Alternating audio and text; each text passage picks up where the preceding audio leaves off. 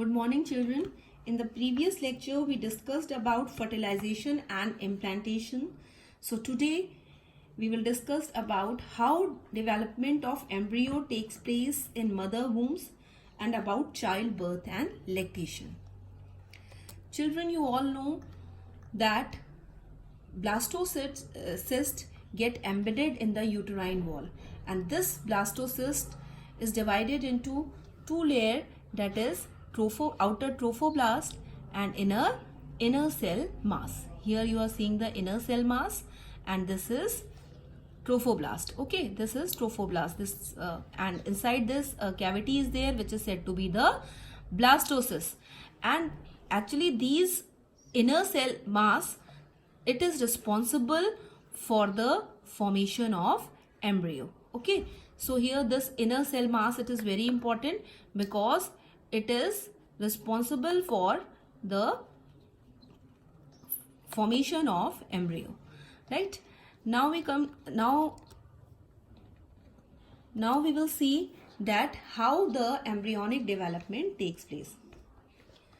After implantation, children, the finger-like projections, right, appear on the trophoblast. As you all know, trophoblast is the outermost layer of blastocyst, right? So these finger-like projection, they appear on the trophoblast, and these finger-like projection, they are said to be chorionic villi, right? Now these chorionic villi, they get surrounded by uterine tissue and mother blood or maternal blood, right? Now what happens? These chorionic villi and the uterine tissue, you know that blastocysts get embedded in a uterine wall, right? So these chorionic villi, as I told you, they are formed from the blastocyst, trophoblast of the blastocyst. So these chorionic villi and uterine tissue, they become interdigitate. Interdigitate means form a web-like structure. They get connected with each other, right? And they jointly form the structural and functional unit between developing embryo and maternal blood. This is very important. This structural and functional unit, which is formed by the interdigitation of embryo and maternal body, it is said to be the placenta, right? You might have heard about the placenta in class 10th, right? So this placenta, it is very important tissue which is formed by the joint interdigitation of developing fetus and maternal body. So this is placenta. Now this placenta, it get attached with fetus with the help of one cord. Cord means rassi. In Hindi it is said to be the rassi. So it get attached with the fetus with the help of cord-like structure, which is said to be the umbilical cord, right? And the function of placenta, you all know, it helps in the transportation of food and oxygen to embryo, right? Later on we will discuss the function of placenta in detail. Now placenta also acts as a endocrine tissue. So here it is very important that this placenta acts as a endocrine tissue, and you all know that endocrine tissue, they are responsible for the secretion of chemicals called hormones. So here many hormones, they get secreted by placenta. So name of the hormones are HCG, human chorionic gonadotropin. The next hormone is HPL, that is human placental lactogen, right? And relaxin. Beside this, estrogen, progestogens, they are also released from the placenta. But out of these all hormone, these three hormone which is there in the slide, right? That is this human chorionic gonadotropin, you are seeing here, and this human gonadotropin and human placental lactogen and this relaxin. This is very important to note here. One question is also there, right? So these are produced only during pregnancy. This is very important. So note it important, right? So these hormones which is formed by the placenta, and these hormones, they are formed only during pregnancy. That means if the female is not pregnant, then these three hormones, they are absent. They will be absent in female. So these are namely, again I'll repeat, human chorionic gonadotropin, human placental lactogen, and relaxin. So these three hormones, they are produced only during pregnancy by placenta, right? Now in addition to these hormones, many other hormones like estrogen, progestogens, cortisol, prolactin, thyroxine, and many other, they are the secretion of all these hormones, they are increased manifold during the time of pregnancy. Now question arises, why the so many hormones they are released during pregnancy, right? So release of these hormones is manifold in pregnancy because it is due to support fetal growth, right? And many metabolic changes occur in female during the time of pregnancy, right? So these hormones, the many hormones the released during the time of pregnancy, why? To maintain the pregnancy, right? And to support the fetal growth. So if questions come, why increased level of hormones are there in pregnancy, so you can answer to support the to maintain the pregnancy and to support the growth of fetus, right? So immediately after implantation, right, the inner cell mass I told you earlier, and I have shown you the diagram in the blastocyst, that after implantation the inner mass cells, and I told you that inner mass cells, they are responsible for the formation of embryo. So these cells, they get differentiate, right? And they get differentiate into ectoderm. Ectos means external or outer. So ectoderm layer and the inner layer, which is said to be endoderm. Now after the formation of ectoderm and endoderm, mesoderm soon appears between the ectoderm and the endoderm, right? Here it is very important to note that mesoderm appear after the formation of ectoderm and endoderm.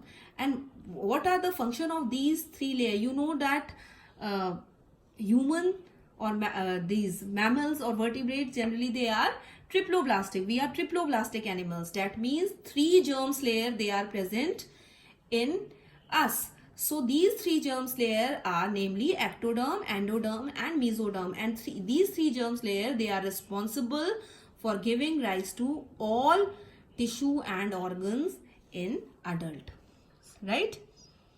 So now it is very important to note, underline it important. Later on you will study in detail about the stem cells. So it is important to note that the inner cell mass contains certain cells which are said to be the stem cells, and these stem cells have a tendency or have the potency to give rise to all tissues and organ. Means by using the stem cells you can make tissue and organs, right? They can give rise to all tissues and organ. That is why certain organization are there. Soon after the childbirth, they collect the umbilical cord of the child, from where they use the stem cells, and whenever any requirement of if any disease is there in the fetus after some time, then child, then these stem cells, they can be used to produce tissues and organs. Now we come to the next. Now here in this slide it is shown that how these chorionic villi, right? So these purple color villi, these purple color lines, They are the finger-like projection, and they are said to be the chorionic villi. And this is the uterine wall. Okay, this pink color, this is the uterine wall, and here the chorionic villi, it is formed in this blastocyst. Here is this dark color purple. This is inner cell mass, which will give rise to embryo, and this entire is the uterine tissue where this blastocyst get embedded. And this chorionic villi, it will result in the formation of placenta, right? So here it is very important. So these chorionic villi and uterine tissue, it will collectively make placenta, right? I told you earlier that maternal blood, this chorionic villi gets surrounded by uterine tissue and maternal blood, and then it forms a tissue which is said to be the placenta. So here in this diagram you are seeing that this is the placenta, placental villi, they are there. These are placental villi, these gray structures, right? And this is the embryo which is formed from the inner cell mass, right? And this is the cavity of this pink color, this is the cavity of the uterus, right? And this is the umbilical cord, which I told you earlier that placenta is attached to the developing embryo through a cord-like structure which is said to be the umbilical cord, and through this umbilical cord to and fro transportation of material takes place between the embryo and the maternal blood. Now we will study the major features of embryonic development at various months of pregnancy. Children, you all know that the human pregnancy lasts for 9 months. So here in your NCERT book, one question is there in which they have asked, do you know for how many months pregnancy lasts in dogs and elephants? So here with red I have shown that gestation period in elephant is about 645 days and gestation period in dogs is about 60 days. Is it clear? Right? So now in human, after 1 month of pregnancy, the embryo heart is formed, right? And the first sign of growing fetus, how will you be noticed? You will be noticed by listening the heart sounds, right? So gynecologist with the help of stethoscope hear this sound of heart, right? And that means the heart is formed after 1 month of pregnancy, right? Now by the end of 2nd month of pregnancy, the fetus developed limbs and digits. Okay, here it is also very important. And by the end of 12 weeks, means human pregnancy or gestation period, it is divided into 3 trimester, 3 months each, right? And by the end of 12 weeks, that is first trimester, the major organs, external genitalia, they are formed. So you will be able to identify whether after the first trimester, you will come to know that the fetus which is there in the womb, it is male fetus or it is female fetus, because these external genitalia, they are formed after 12 weeks or first trimester of pregnancy, right?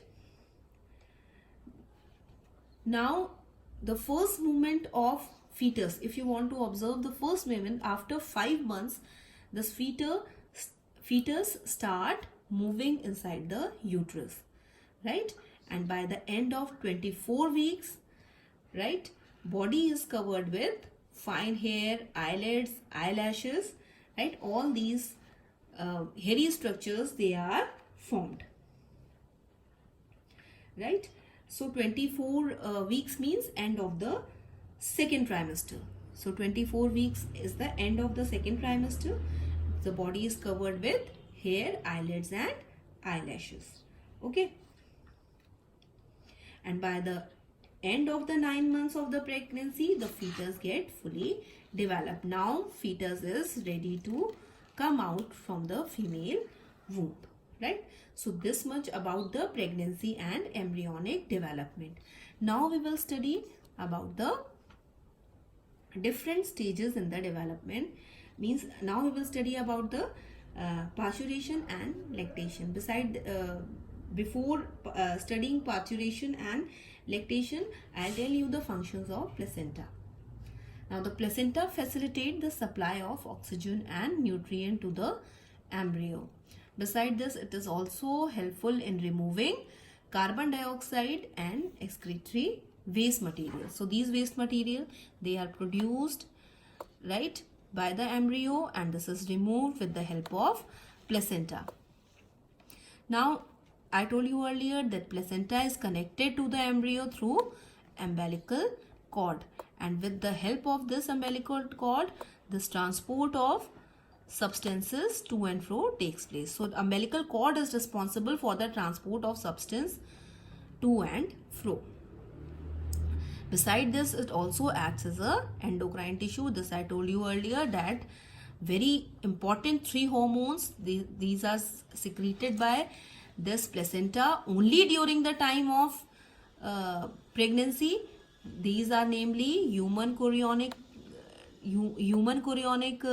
gonadotropin, which is said to be the HCG, human placental lactogen, HPL, and relaxin. Beside this, estrogen and progestogen and many other hormones, they are secreted by the placenta. So these 3 hormones, they are very, very important for your exams. So here in this diagram, what you are seeing, a 13-week fetus is there. Okay, 12-week means first trimester, right? So after first trimester, you will see fetus like this, and this is the umbilical cord which you are seeing here. This is the umbilical cord, right? And this umbilical cord, right? And umbilical cord which has, and it has a connection with the this chorionic villi. So this is the placenta.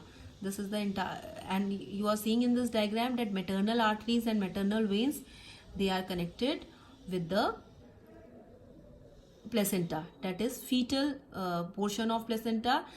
Half is the fetal portion and half is the maternal portion of placenta, and they are interconnected with each other, due to which the transfer of substances takes place. Here you are seeing that this is the maternal portion of placenta, and this is the fetal portion of placenta, and this is the umbilical cord. Is it clear? Now here you are seeing the various stages in the development of embryo. So in the first, you are seeing 1-month-old embryo, then 2nd month, right? Then 3rd month, and 4th month, 5th month, 6th month, 7th and 8th, and then 9th. So here in 9th month, the fully grown embryo fetus is there, and this fetus now it is ready to come out from the uterus. Okay, so here again in this slide you have shown 1 month pregnant, how the development of this embryo is taking place, which is resulting in the formation of various organs in the baby. Okay, so here it is, you are seeing that is 2-month pregnant lady, where the baby here it is about the size of kidney bean and constantly moving, has a distinct slightly webbed fingers, and here the 3-month pregnant lady will have fetus like this. Okay, now we will study how this parturition takes place. Okay, you know that the average duration of human pregnancy, it is about 9 months, and this period of pregnancy in female, it is said to be gestation period. So when the gestation period it has completed, then the vigorous contraction, right, of the uterus is causes, and these vigorous contraction results in the expulsion of the fetus. Means that fetus, fully formed fetus, after the 9 month, automatically with the help of certain neuroendocrine mechanism, contractions they are developed, and these contraction results in the expulsion or delivery of the fetus. Now the process of this delivery of fetus or childbirth, it is said to be parturition. Again, it is very important, right? So various hormones they are involved in this process. Now when at the end of the 9 month, when fully formed fetus is there, then the complex neuroendocrine mechanism, it is induced, right? So these signals which are originate from the fully formed fetus, when the fetus get fully formed, then it induces certain signals. Beside this, placenta is also involved in it. So fully formed fetus and placenta, they induces mild uterine contraction, and these contraction they are said to be fetal ejection reflex, right? Sorry, fetal ejection reflexes, they are there. So here you are seeing the fetal ejection reflexes, right? So mild uterine contraction, and how they are induces? They are induces from the fully developed fetus and placenta, right? They collectively induces mild uterine contraction. And after this contraction, and what are these contractions said? They are said to be fetal ejection reflex, means now fetus wants to come out from the mother womb.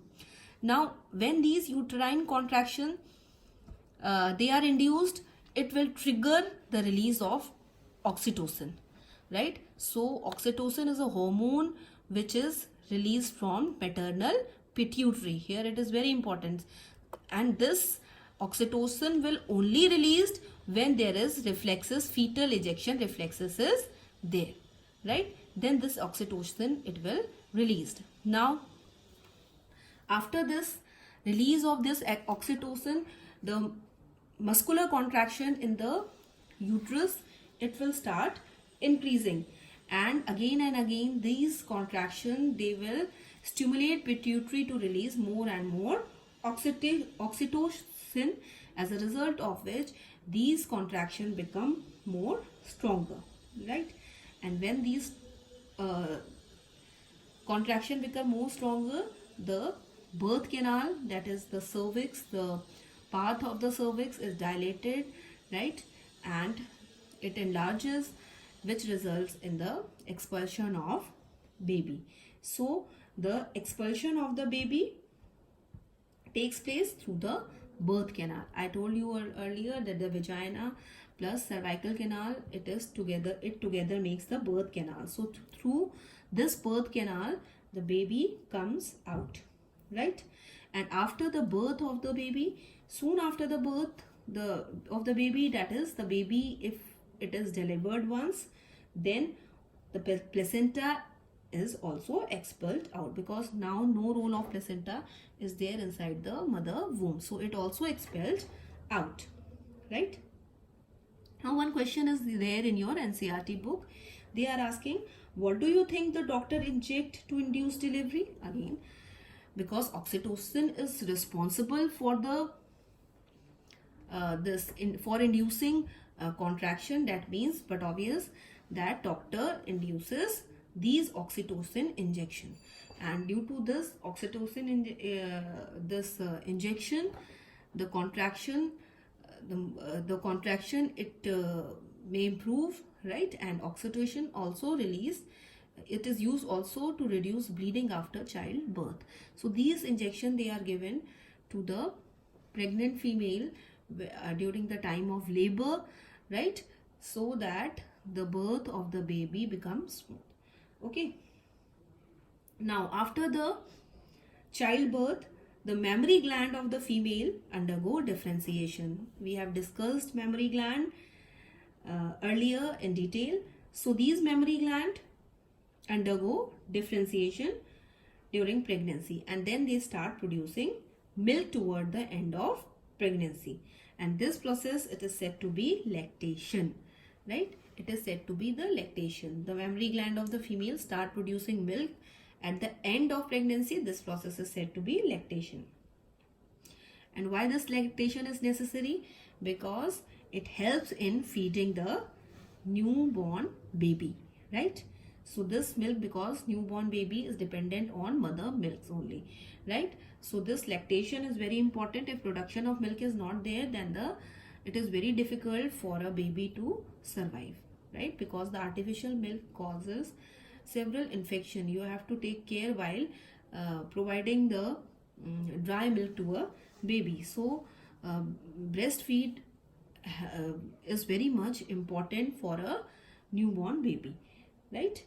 So the milk which is produced during the initial few days of lactation is called colostrum. It is very important. It can be asked in multiple choice question also, and in one mark question also, that this milk initial few days of lactation, the milk which is produced in the few days of lactation, what it is called? It is said to be colostrum. And why this colostrum is very important for a newborn baby? Because it contains several antibodies, and these antibodies, they will provide newborn baby immunity, right? So later on also we will study this about the colostrum when we will study about the different type of immunities, right? So this colostrum or first milk, it is very important for the newborn baby because it contains several antibodies. Okay. Now breastfeeding, you know, it is very important because breastfeeding milk which is ejected out from the female, it contain all the minerals, vitamins, right, which is necessary for the growth of baby. Beside this, it contain many antibodies which provide immunity to the baby. So it is recommended, right, for the proper growth and development of the baby or for healthy baby. So here we end this chapter, right? Hope you must have understood all the topics of this chapter, right? So you have to read it, and in the next lecture we will start the new topic, that is reproductive health. Thank you children. Thank you very much.